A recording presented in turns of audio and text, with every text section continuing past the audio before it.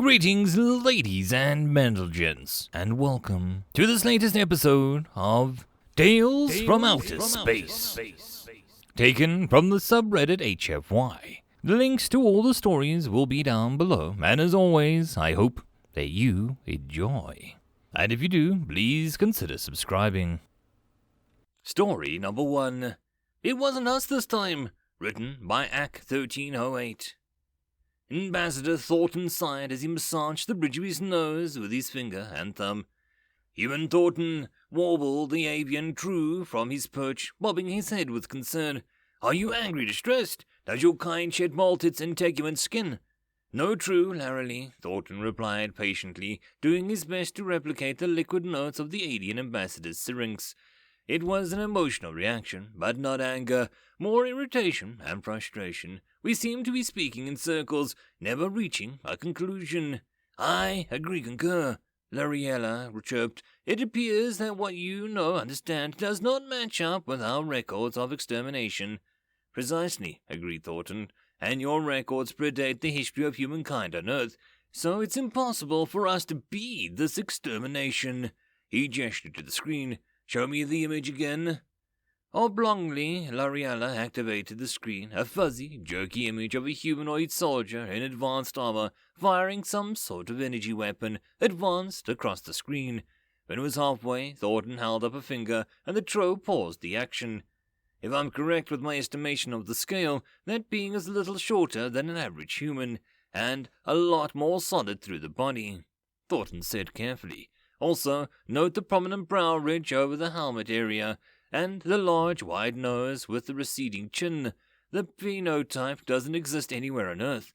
At last, they started rampaging across the galaxy 300,000 years ago, and finally dropped out of sight 50,000 years ago.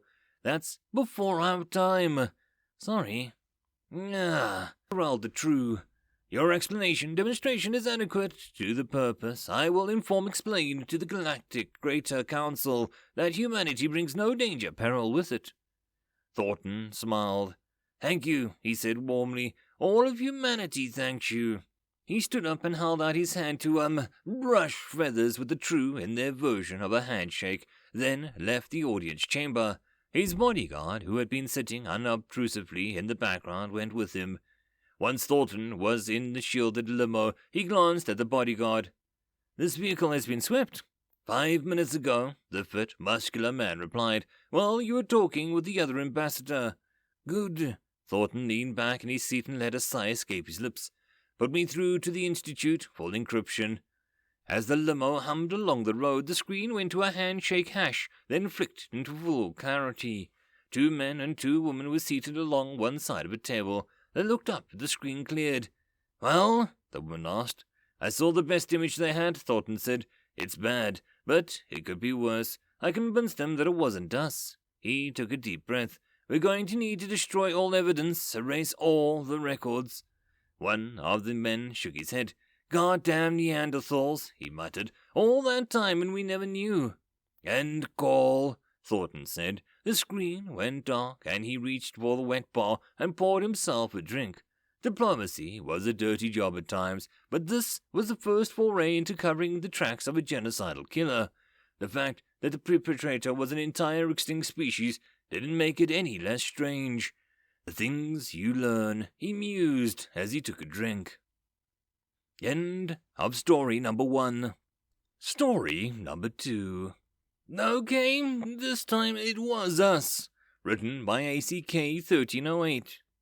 Thornton was looking over the latest version of the True Trade Agreement when his phone chimed. He picked it up and tapped the answer icon. When the screen changed in the secure encryption app, he sat up with a trickle of apprehension going down his spine. It would route the call through several randomly selected exchanges before it ever got to him. This meant the call was important in a way that normal diplomacy never achieved. Yes, he asked, once the connection was complete. There have been more developments on a certain matter. It was Davies, one of the men from the Institute. The certain matter he spoke of could only mean one thing. Thornton moved his mouse and clicked the icon on his screen, and the white noise generator started up within the room. With their advanced hearing, the True would listen in on a conversation from across the street. but white noise gave them a splitting headache. "I'm listening," he said. "We investigated a mass Neanderthal burial site. It looked like bedrock underneath, but we sank a trial hole anyway, and there was a hidden cavity holding what looked like laser-etched records." Thornton sat very still. "Neanderthal records?" he asked. This was a first. If it had come 10 years earlier, the entire paleontological community would have collectively getting drunker than a frat house party. Now it was potentially explosive. "Have you managed to decipher them?" "Only the broad strokes, but I think you need to hear it. It sheds a lot of light on what happened, back then." "Back when the Neanderthal race was laying waste to the galaxy," he meant. Closing his eyes, Thornton nodded. "Tell me." "This is the big one. Our branch, Homo sapiens sapiens, wasn't all that bright until the Neanderthals took a hand in our development." His breath hitched in his throat. "They, uplifted us. To be their partners, their heirs." Davies coughed uncomfortably. "Not so much uplifted as gave us the last little boost, but not to be their equals. To be their slaves and servants, to run their facilities while they were out conquering the galaxy." Leaning forward, Thornton knocked his forehead on the desk. "Frick," he muttered. He remained there for a few minutes, and the possibilities churning through his head, until he finally got his emotions under control. Taking a deep breath, he sat up. "Is that it?" "No, there's more. There was an uprising. Our distant ancestors overcame our overseers and took over the facilities. Neanderthals didn't trust any but their own parts, mainly on the moon. As they came back for the refueling and rearming, we waited until they left the ships, and then disabled the ships and murdered the crews." "No prisoners?" asked Thornton. His voice sounded distant even to his own ears. "None. I doubt that they could have risked it. But even with all the passcodes, it got harder and harder to keep the masquerade up. Finally, when the last battle group came back into the system, they demanded to know where everyone was.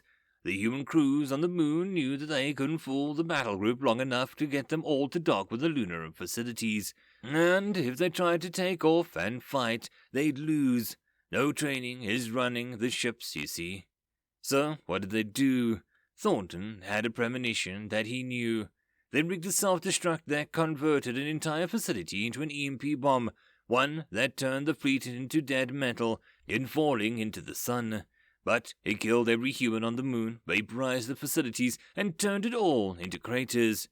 And the humans on Earth? He wasn't seeing his office anymore. He was seeing a desperate humans having fought clear of a millennia-long slavery, taking one last gamble, trading their lives for the freedom of every human on the planet below.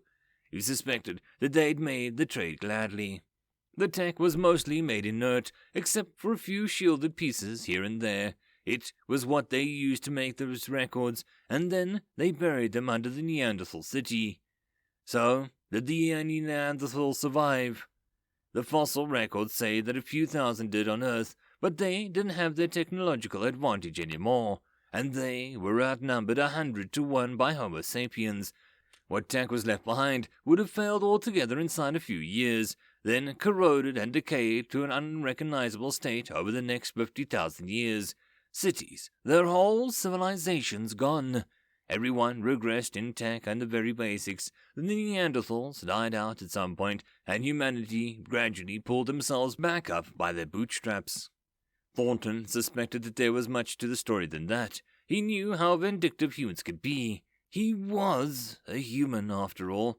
Neanderthals would have been a hunted species for at least a generation after the Empire was brought down. After that, survival would have taken precedence over revenge. Still outnumbered and outbred by humanity, their fate had been sealed from the moment the battle fleet was destroyed. "So that's it," he said heavily. "They enslaved us, so we massacred them and let the survivors go extinct. I wouldn't be all surprised if the last remnants were taken in by the human tribes," Davies reminded him. "The genetic evidence seems to suggest something of the sort." "I suppose so. Well, you'll be destroying the records now." Barter Thornton was horrified at making the suggestion. His pragmatic side knew that it was essential to leave no trace of humanity's connection to what the true called the extermination, not if they were having amicable relations with the rest of the galaxy. Some dogs were best left asleep undisturbed. There is one more thing. We really want to spend more time deciphering them. And there was the other shoe. Why? What's so important?